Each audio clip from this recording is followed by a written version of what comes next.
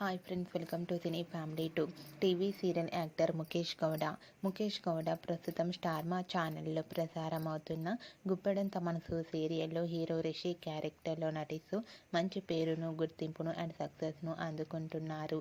రిషి తనకు సంబంధించిన ప్రతి అప్డేట్స్ని తన అభిమానుల కోసం ఎప్పటికప్పుడు షేర్ చేస్తూ ఉంటారు. రిషి మూవీస్లో కూడా నటిస్తూ బిజీగా లైఫ్ని ఎంజాయ్ చేస్తున్నారు.